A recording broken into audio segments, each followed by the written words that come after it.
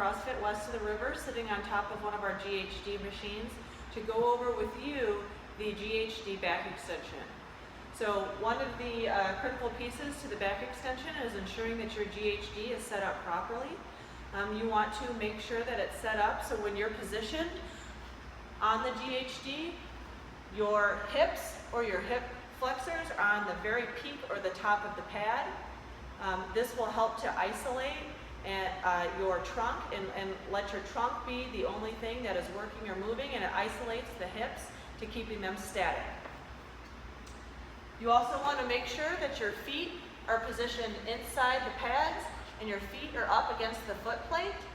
So your feet will be positioned further back for the back extension than they would be for a GHD sit-up. So there are a couple ways to do the back extension. The first way I'm going to show you is a very controlled way.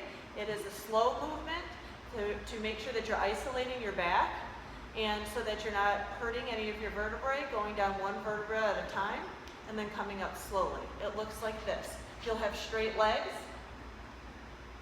You'll roll.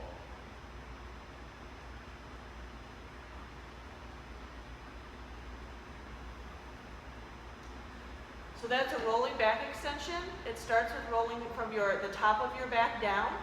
The next back extension moves your whole trunk of your body at one time and is not vertebra to vertebra. I do suggest when doing this, you really need to tighten that core, tighten that back, and make sure you're using your back and your muscles to control the movement instead of using your momentum, because that's where you can hurt your back or do damage because you're moving too quickly. So it looks like this.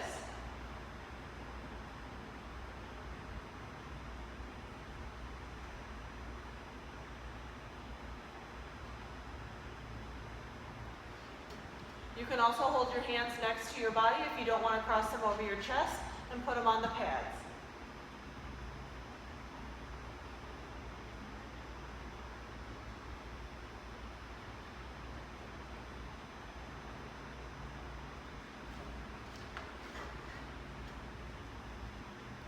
So that is the GHD back extension.